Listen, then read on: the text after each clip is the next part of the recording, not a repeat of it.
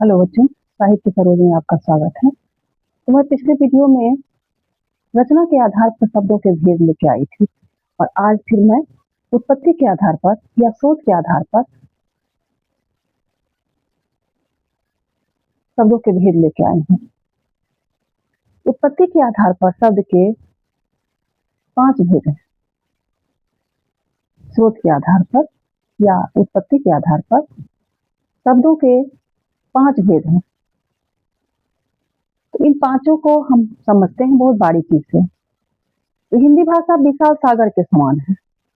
इसमें अनेक भाषाओं की शब्द रूपी नदियां आकर मिलती रही है, जैसे उर्दू, फारसी। सबसे प्रथम संस्कृत भाषा। संस्कृत भाषा हमारी देववाणी है। उन्हीं देववाणी से ही अनेक भाषाओं का निर्माण हुआ है और मेरा मुख्य स्रोत संस्कृत भाषा ही है। उसी भाषा से सभी भाषाएं की उत्पत्ति हुई है और उन्हीं भाषाओं को हम अपनी बोलचाल के भाषा में और हिंदी के भाषा में प्रयोग करते हैं। तो आओ आज हम उन पांचों को समझते हैं। पहला है तत्सम शब्द। तत् तत् का अर्थ होता है उसके। धन सम, सम मतलब समान, उसके समान। किसके समान? जो उसका मूल शब्द है, उन मूल शब्दों के समान, अर्थात उसके समान। जो सब संस्कृत भाषा, मूल भाषा, जो भाषा का मूल है, उस भाषा को ज्यों का त्यों हिंदी में प्रयोग हो, उन्हें तत्सम शब्द कहते हैं। इसका प्रयोग हिंदी में भी उसी रूप में किया जाता है जैसे संस्कृत के रूप में होता है। तो जैसे है हृदय, ग्राम, दिवस, आश्रय, अश्रु, अग्नि, जिह्वा, कर्ण, सूर्य, प्रकाश, वर्ण, स्वर्ग आदि।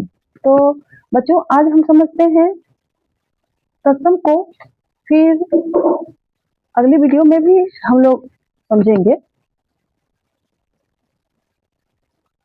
तो उसके सेकंड है तद्भव। तद्भव मतलब क्या?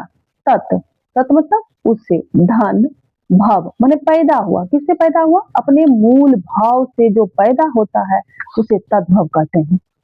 संस्कृत भाषा से उत्पन्न हुआ कौन? एक शब्द। जो शब्द संस्कृत के शब्दों में से कुछ फेर बदल करके हिंदी शब्द में प्रयोग हो, उन्हें तद्भव शब्द कहते हैं। जैसे आज हम मूल शब्द और तद्भव शब्द दोनों को समझते हैं। सत्य, सत्य तुम्हारा तत्सम हो गया क्योंकि वो संस्कृत है, उसका मूल भाव संस्कृत है। उसका थोड़ा सा अभ्रंश करके उन्हें थोड़ा सा ये चेंज करके उसे हम प्रयोग करते हैं, उसे तद्भव कहते हैं।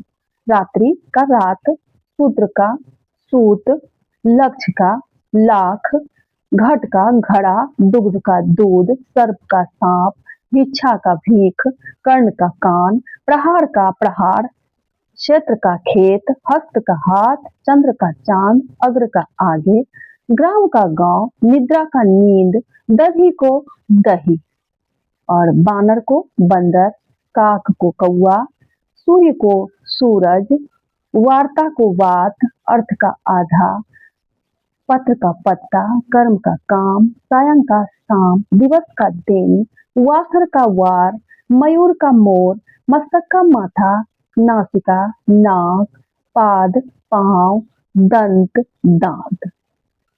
फिर हम अगले वीडियो में दूसरे का प्रयोग करते हैं। तब तक के लिए ओके बाय। अपना ख्याल रखना बच्चों।